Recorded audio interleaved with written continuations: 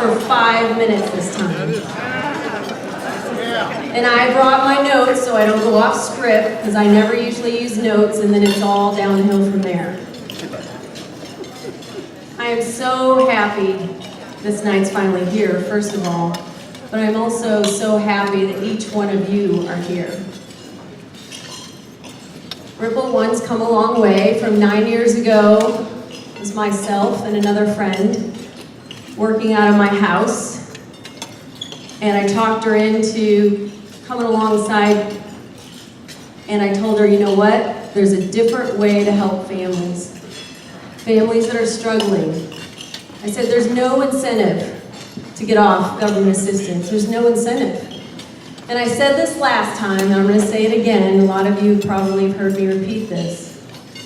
But I want to make sure everyone in this room knows it. If you make $8 an hour and you have 3 kids, let's say that's me. I make $8 an hour, I have 3 kids, and I have no support system.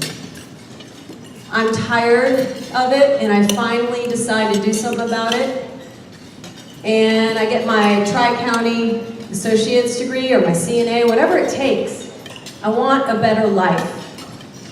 And I finally managed to do it. I get my job, it's been about a year or 2 years, whatever it takes, and I get my first paycheck. Now I'm excited because at my first paycheck, I started $11 an hour. I'm at $11 an hour, and I have room to move up though, so I'm excited. This is gonna work. I don't have to be stuck at $8. Then I get my paycheck. And guess what happens? Can anyone tell me what happens when I get my paycheck that day? Yep, the $500 I was getting in food goes to 0. The rent that I was having free, was subsidized, I was in Section 8, went up to $450 that day. That day. Now there is some fluctuation, a little flexibility for how many kids you have in some certain circumstances, but I will tell you that is the typical figure. So now I'm $1,050 in the hole. Can anyone tell me why I would do that if I have no support system? Why would I want to do that? I wouldn't. So now, back to the 9 years ago, I talked her into an idea to advocate and incentivize families. Now, we're up to 150 volunteers and 7 staff.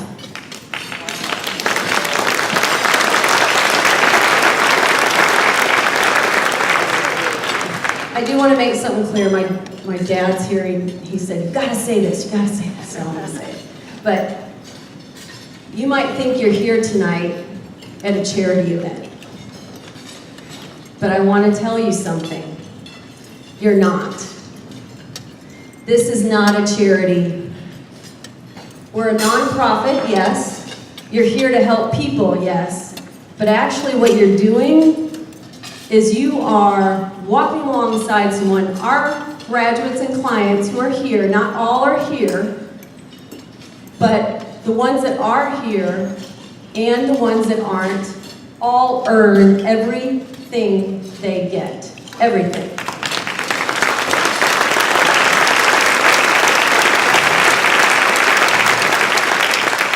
Just to get into our program, we now have an even more stringent vetting process. 8 weeks. 8 weeks after you've had 2 interviews, after you've done a list of things we've asked you to do, then you meet with a counselor with your first group, open enrollment. In those 8 weeks, guess what you have to do? This is the tough part. You got to figure out what your traumas are, what your triggers are, and your coping mechanisms. And until you can do that, everything else isn't going to work. So that's where we started. Some might not make it through the 8 weeks. They didn't want it bad enough.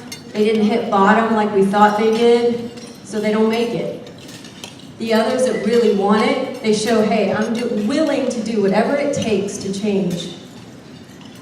Every single client works hard. They stay on budget. They get to earn goals. They earn rewards for reaching goals. Those goals could be nutrition. education, for grades, for attendance, rewards for financial, again, staying on budget, but they earn it. They do something different when you give your money. So, update. We have about 70 adults and children enrolled currently. In just this last 6 weeks, we've had another 55 adults and children who have applied just to get an interview. YMCA, we've just partnered with them. Little Ripplers now is going to be in the school systems.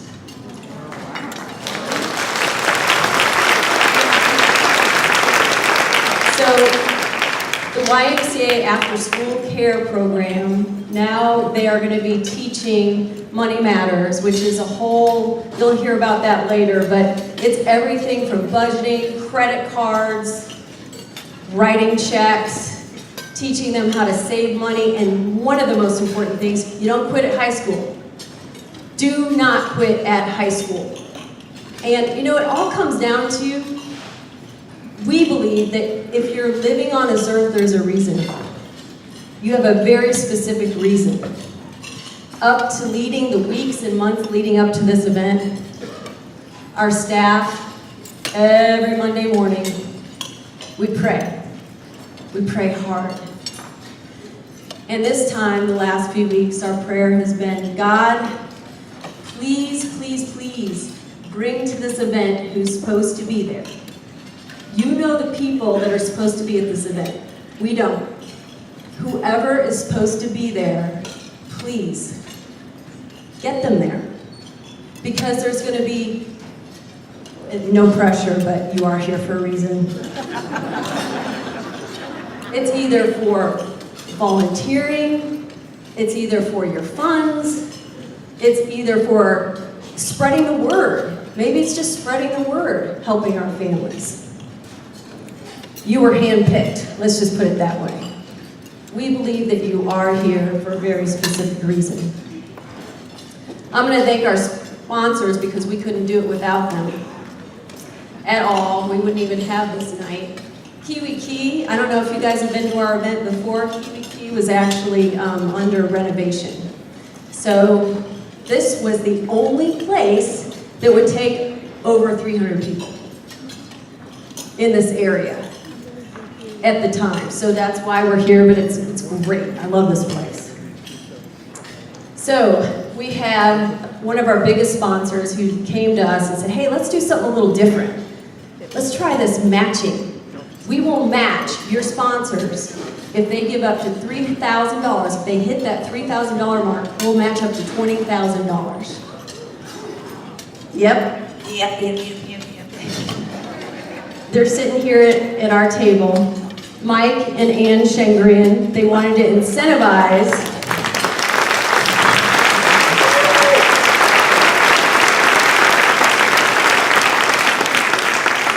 stand up. Just like we incentivize, they wanted to incentivize our other sponsors with that match. So if a sponsor would agree to $3,000, they'd actually be a $6,000 sponsor. Oconee Federal Bank gave $10,000.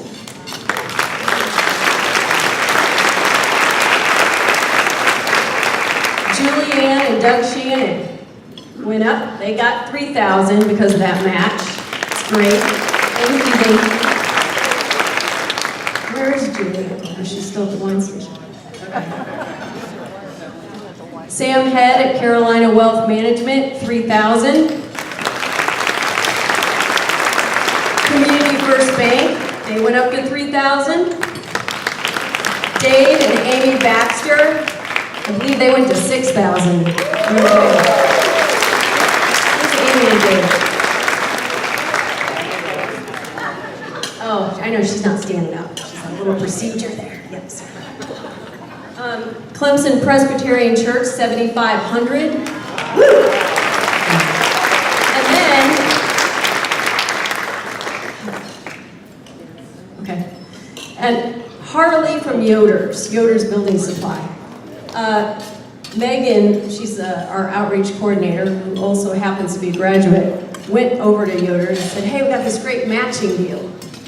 So they gave $1,000 last year.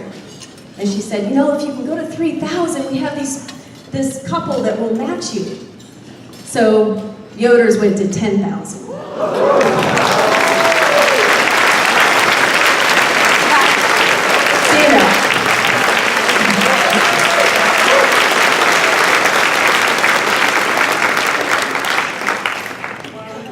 This isn't a trend. But our good friend Craig Kutu, and if you ever need a really professional, wonderful real estate agent, this is the go-to guy. Just wrote a check for $5,000 and Mike and I are going to match it. It's not a trend.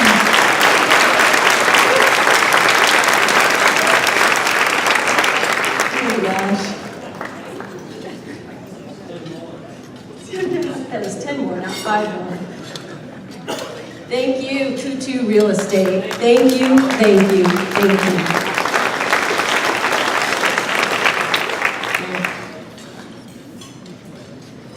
Bill Kotek, volunteering your time for the video. Thank you very much. Josh Ratliff, he's our MC. Thank you so much. Dwayne Johnson and crew, it's going to be our live auction. All right, that's enough. Okay, I'm done. I know that was more than 5 minutes, but I'm done. All right, so we have some of our clients and graduates here. I think I told you we have about 70 enrolled now in the program, but we have 10, 15 here. So one of those, and I hope you don't have a full mouth, Patrice. All right, so she's going to share her story, and we decided to do it by video, right? So she's going to share her story by video. Let's go ahead and play that. And for you guys that are in this, sorry, bad seating, sorry. If you could turn around and watch it, it's going to be playing up here. It's about 9 minutes, you're going to get a crick in your neck, but. My name is Patrice, and this is my story.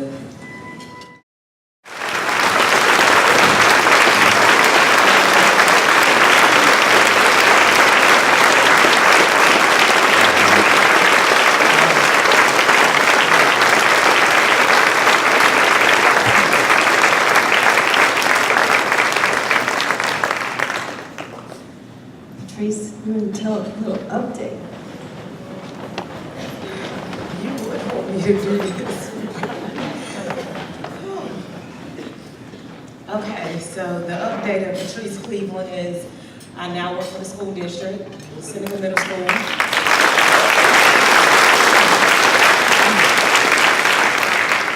I am now doing online classes at Southern Wesleyan, pursuing with my bachelor's degree.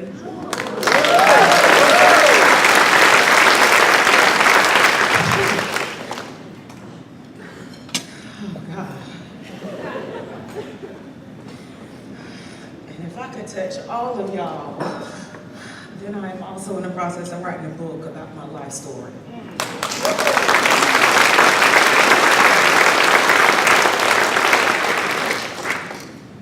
I also at this time want to invite all the Ripple clients as well as graduates up here so we all can say one thing that we're grateful for.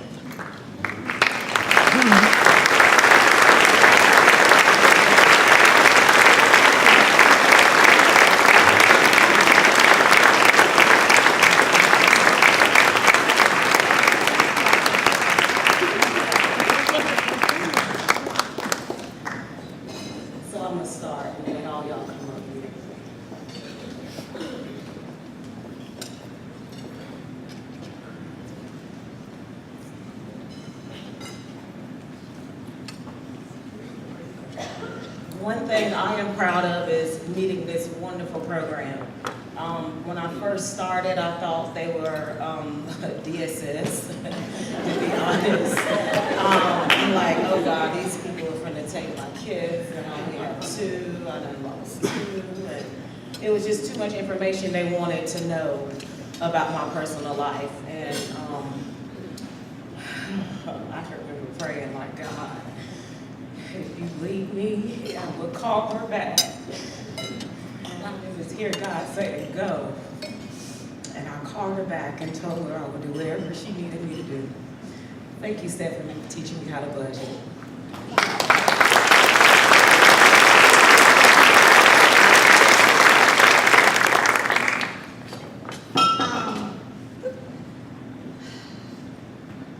I wanted to say my house. I got approved for half to house. But I'm more grateful to have that than proud.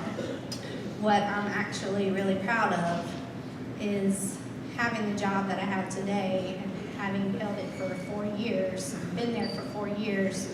Because before Ripple, I didn't hold a job longer than a year. So the fact that I'm still in this position and at the same place for 4 years is a big accomplishment, and I'm very proud of that.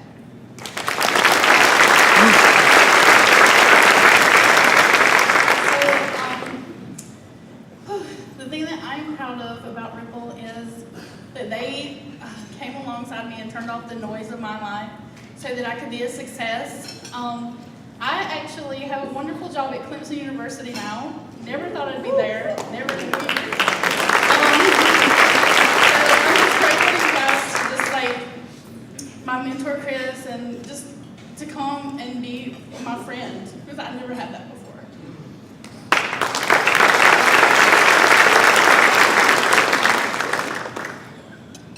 I'm nervous.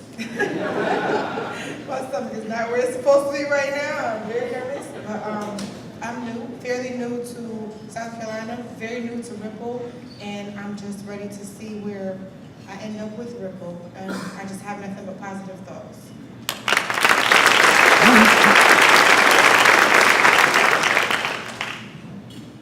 Hello. Two things I wanted to say since I've been in Ripple.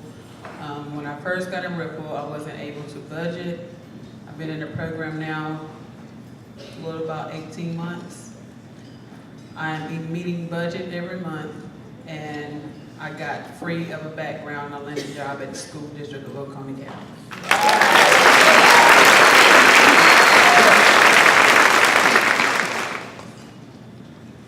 My name is Alman Robinson. Two things I wanted to say that I'm proud of is being on the billboard on 123.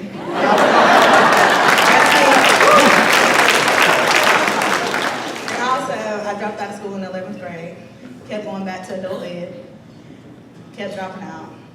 I went back in August and I finished in 3 months and got my diploma.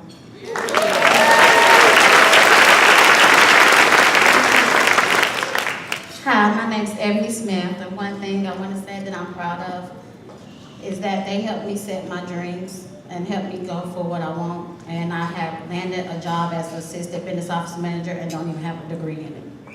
Thank you. I'm Reese Butler. This was the hard part for me, but they helped me gain the backbone back that I needed and be the strong woman that I used to be. And I've also been able to stay on budget, create a budget, and hopefully we'll start back to school in August. Well, not hopefully, I am starting school in August.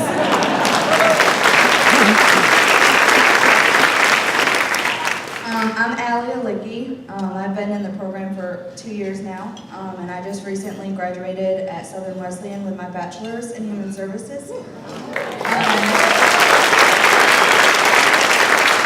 And that's with no loans, no student loans. And I got accepted into the graduate program at USC to get my master's in social work.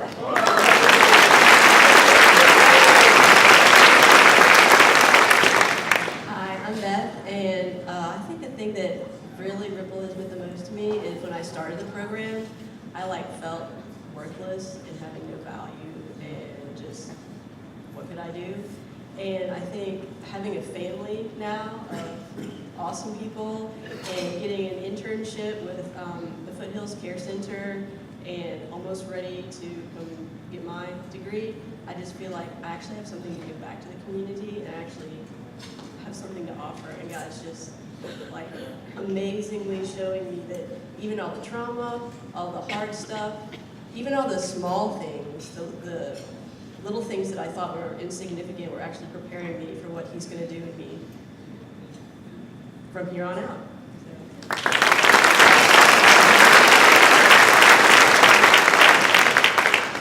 My name is Kenesha Johnson. I have several things. The first thing that I'm most proud of is being able to consistently meet my budget since January, but because before then I was up and down, inconsistent. The second thing that I'm most proud of is being able to have a savings account and not, dipping into it. And the third thing that I am most proud of is, I know y'all, I've said this before, but it's important to me because before Ripple, I was inconsistent. I was always running out of gas and my bills were not paid on time. But the most thing that I'm proud of is just being able to budget and not run out of gas.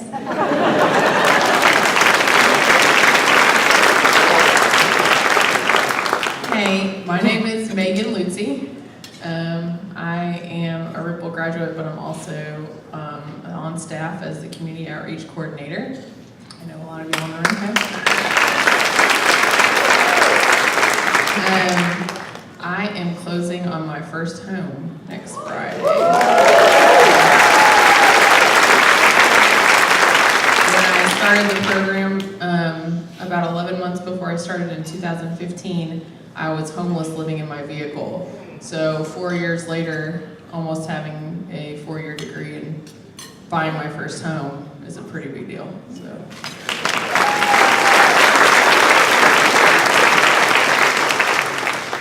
Hi, I'm Tanya. I think one of the most things that I'm proud of is that I am have been able to pay off all my debt, so I'm completely debt-free. I have been able to raise my credit score over 200 points. And I also am going to be a homeowner this year, and I'm very, very grateful for all the people that's come alongside me in Ripple. They've become family. So it's just been amazing to have that kind of support. So thank you. How y'all doing? I'm a little bit nervous, but I'm LaToya Davis, and the first thing I want to say I'm proud of is my daughter Cameron, which may seem odd, but when I first got into Ripple of One, I was 3 months pregnant on my third unexpected pregnancy. And I found Ripple, and I was introduced to Megan Sanders over there.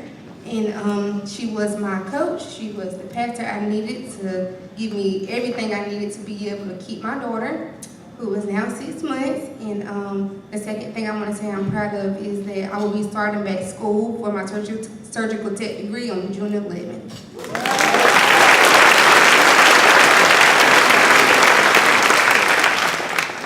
My name is Joy Alexander, and I'm pretty nervous as well. One of the things I am very proud of with being in Ripple is I've learned to get my own voice and speak up and express who I am and kind of develop who I am. I spent most of my 20s married and kind of in the shadow of somebody else. And at this point, it's like I'm really learning me. And also, Ripple has helped me stay focused because I would pick little goals and I would never stick to them. I'd do them for a month and I would quit. And so with building that like self-security in myself, since I've been in Ripple, I've actually lost 50 pounds and been able to keep it off.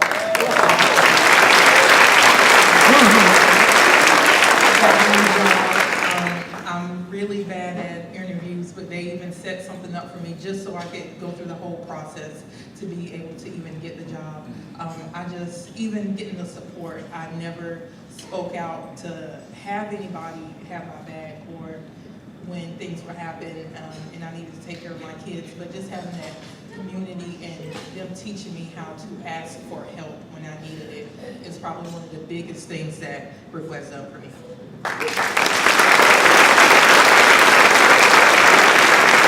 Thank you.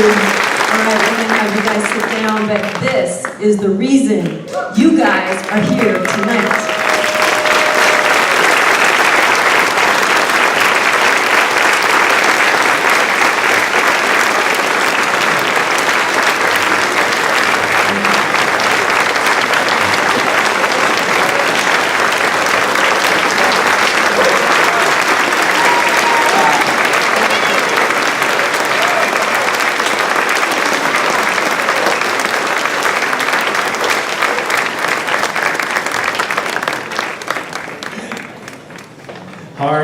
follow as you guys are seated. I'm telling you, you are about to experience one of the highlights of the night.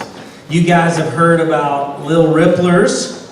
The name of that is changing because they're not all so Lil. It's going to be called Generation Ripple. And we are so excited about this, and I think every single person, every single volunteer that's been involved with Ripple at all has seen some of the biggest payoff in the lives of the children that have been involved in the program. The ladies that you see up here tonight, they're children, and you're only going to see about 25% of the kids because there are over 50 kids in Generation Ripple that are learning money matters. And if you guys have seen this program, you'll know why we're so excited that it's going to be in the schools. When Stephanie gave me a tour through Money Matters and showed me what these kids are learning, I'm like, my kids need to get in here and learn this. And trust me, you'd feel the same way if you saw the financial education that they're getting. So here in just a moment, we're going to be hearing from all of these kids because they wanted to get in on the fun too and share a song with you tonight. So is Generation Ripple ready to come out and share? All right, guys, let's hear it for them. Generation Ripple. We'll be sharing with you guys.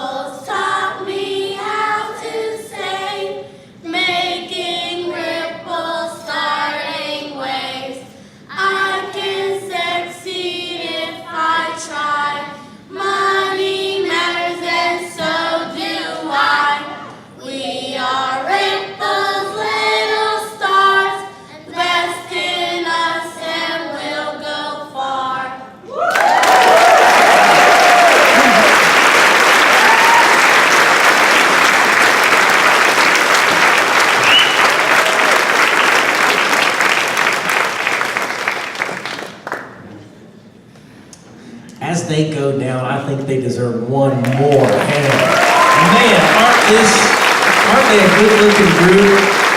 Generation Ripple, everybody. All right, just so you know, I was told that the silent auction will be closing in 5 minutes. So make sure that you are getting in there and checking that for just the next few minutes. I just wanted to say here as well, all of you that are donating tonight on behalf of just the whole Ripple group of volunteers and Stephanie and the whole group, thank you so much for what you're doing. And we'll get going with the rest of the program here in just a few minutes. And Stephanie's got something else. Real quick, Ms. Dillon, I know I said I'd only do this 5 minutes. Can the board members please stand up? I just want everyone to know who the board members are. Board members, please stand up. You can't do it without these guys and gals. We finally have women on our board. Thank you. Fundraising team, are you somewhere where you can stand up? The only reason this whole thing is happening, working long hours to make this happen, takes a huge amount of effort and time and investment. Fundraising team, if you are out here, please stand up. Fundraising team, I know you are. Bill, come on. Where are they? Are they working? Okay. And Ripple staff, please stand up. Come on, now, let's go. Let's start Ripple staff. These are the ladies behind the curtain, right here.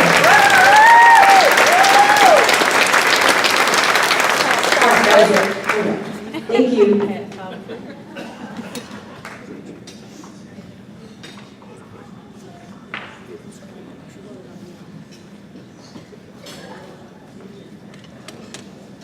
Okay, we're counting down to the live auction now. Can I tell you a joke before the live auction? Is that okay with y'all? You know, preachers have the best jokes. Read that corniest jokes. But anyway, so it reminds me as we're raising money tonight, and as you guys can make your way, check on your silent auctions if you want to while I tell this joke. The rest will just get the benefit of it. But as we're raising money tonight, it reminded me recently when I went to visit one of my colleagues' churches, and I was walking around. They built all these new facilities, and I walked through this beautiful new fellowship hall that they had built, and just right there where like those words are that says Burton Gallery, it said Wesley Hall. And I looked at my pastor friend and I said, wow, you know, I'm a Wesleyan Methodist, so I love the fact that you named this after John Wesley. And he said, well, not exactly. It's actually named after Sam Wesley, the writer. I said, oh, I'm not familiar. What did he write? He said, the check. So tonight, who knows, you may have something named after you. Make sure that you get ready for this live auction and be generous like Sam Wesley. We'll get started with it in just a few moments. Good evening. My name's Randy Moore. I chair the board for Ripple One. And it's my distinct pleasure tonight to introduce our guest speaker. And you know, I can stand up here and I can talk a lot about the accomplishments, athletic accomplishments that he made at Clemson, and also when he played in the pros, primarily with Cleveland Browns. But I don't want to talk about that. I want to talk about the principles that this man lived by that are very consistent with Ripple of One. Our mission for Ripple of One is to empower families to move beyond government assistance and to achieve their God-given potential. And I'd like to suggest that this man beside me is a man that demonstrated that. You're going to hear his story shortly, but what I'd like to share with you is that he actually achieved his God-given potential and he pulled out of the environment that he was in.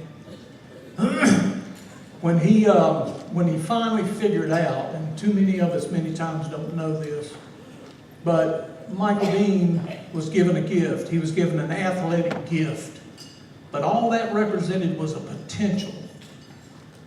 What Michael Dean combined with his athletic gift was work ethic, strong work ethic, and a desire and a dedication to be the very best that he could be.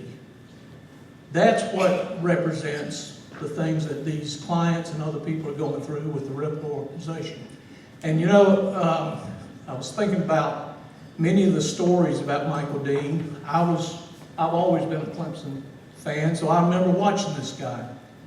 But there was a time when he was here at Clemson that kind of represented some of these characteristics.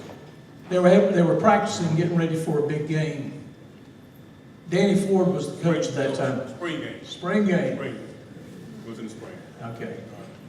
Danny Ford turned around to Michael Dean about halfway through some of the practice and said, "Get off the field. Leave. Get out of here. I don't want you around. Come back tomorrow.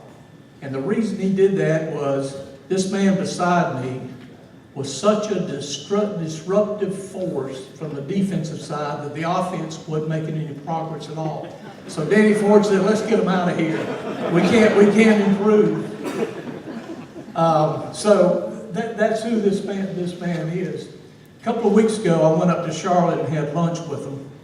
And one of the things I asked him was, what do you go by? What name? I've always known this man as Michael Dean. So I said, do you go by Michael? Do you go by Michael Dean? MD? What? And he shared something very emphatic. He said, you know, they asked me that when I came to Clemson. What do we want to call you?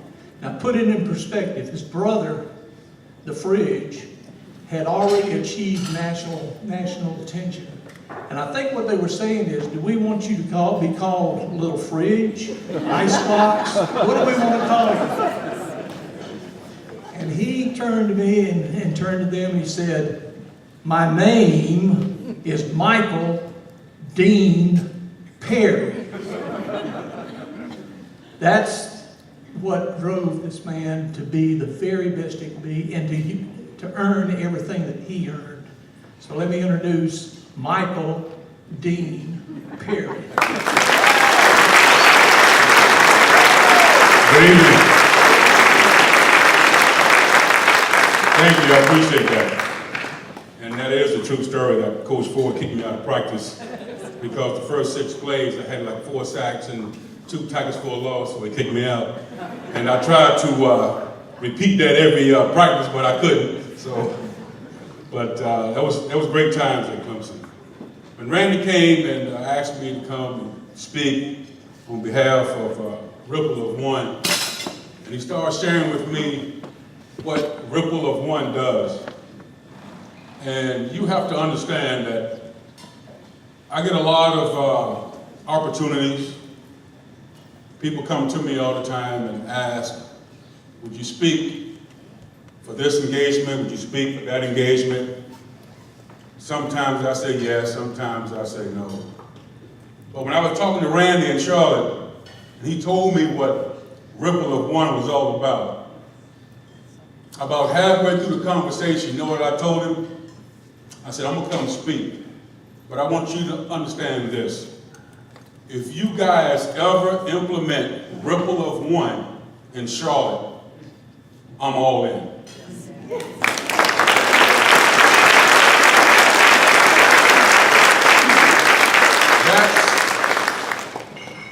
That's how much it touched my spirit. Because what Stephanie and Randy and the board members and the volunteers, the individuals, these young ladies that went through the program, went the program, my hat's off to you guys. Let me tell you something. And you might say, okay, why is Michael Dean speaking for Ripple of One? He's a successful ex-pro athlete, all the honors, all the money, all this. But if I ask you guys, tell me something about Michael Dean Perry's youth. How did he grow up? What did he have to endure? None of you guys probably know, would you? You know why? Because you always hear the end story. You always hear all the accolades, what he did, the whole 9 yards. Well, let me tell you something. Some of these individuals who spoke earlier, that's my childhood. Some of these stories that I will share with you tonight, I've never shared. My mother was a cook at a private school. My father painted houses for them. So while the summer was great, you know, he would go and paint houses in the summertime, my brothers and I, everything was good. But when fall came and winter came, he was out of work. And sometimes my mother, who was a dietitian at a private school, she would bring home food sometimes so we could eat. So when my father got laid off in the wintertime, I remember going to a DSS place and getting the government cheese. I remember my mother sending me to Piggly Wiggly. And back then, we didn't have those, what was it, EBT cards now? Like credit cards? No, we had Monopoly money. Maybe that's why I'm so good at Monopoly, because the food stamps was like Monopoly money. And for a 9 or 10-year-old kid who's going to the store to buy whatever his parents sent him to buy, and you go in the store and you see your friends from school, and you're too embarrassed to pull the food stamps out. So you kind of hang back a little bit. You kind of hang back a little bit, and you wait till your friends leave the store. And then you look over your shoulder. Okay, nobody's here. And you hand the clerk the food stamps. Yes, I had a proud mother and father. But the one thing you have to understand about how some individuals, where they're at in life, it's not always their fault. There are circumstances that precede that. And especially with these young kids, generation ripplers, they have no idea. It's not their fault that their parents have to go through what they're going through. I didn't have any idea. I just wish that Ripple of One was around when I was coming up. As great as my mother was and father that tried to do the right things, circumstances didn't allow. Circumstances didn't allow. And as I sat there and I heard the auctioneers try to raise money for these individuals, the one thing that came to my mind that we have to have more of, and that's compassion for others. Compassion. A lot of us sometimes don't have compassion. We think, oh, they're just lazy. Or they just, don't want to do what they need to do. No. Sometimes, like the Perry household, we try to do everything right. And we still need help. We still need assistance. I'm in a place now where I can help out. I give. A lot of you, or most of you in this room, are in a place where you can give, that you can make a big difference in one of these young individuals' lives. We talk about the word. You know what my favorite scripture is? Whoever hears my word will obey me. Who that hears me, whoever has my word will obey me.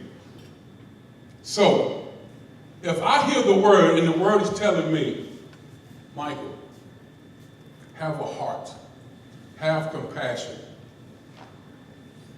what do you think I'm going to do? It's one thing to say the scripture. It's another one to live it. Amen. Like Joshua 1:8 said, do not let this book of the law depart from your mouth. Meditate on it day and night so you can do what? Be careful to do everything that is in it. What is in us? What is the Spirit of God is in us? I know I was supposed to preach tonight, but I had my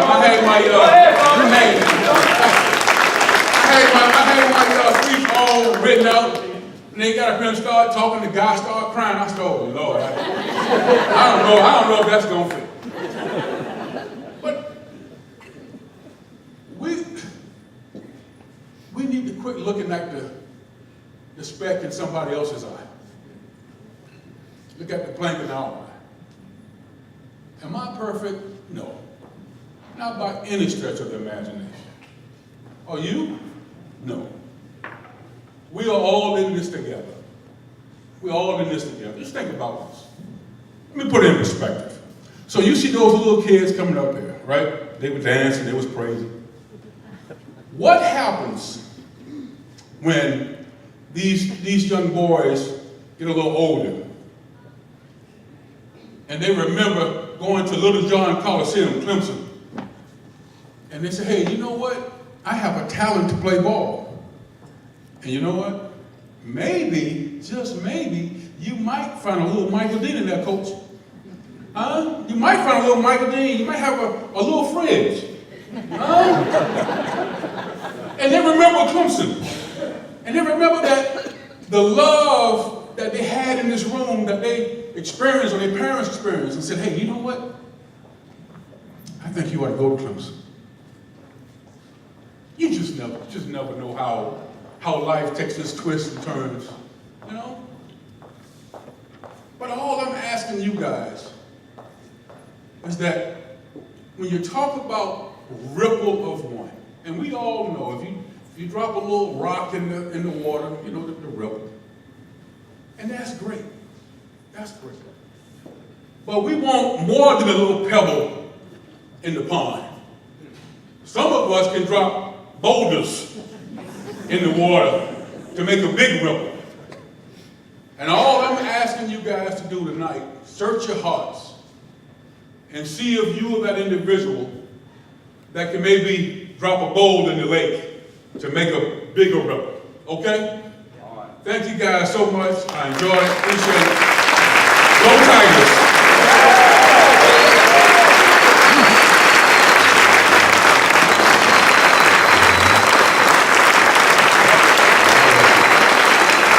I just want y'all to know too, you guys are very special because I missed my daughter's prom night to come and speak.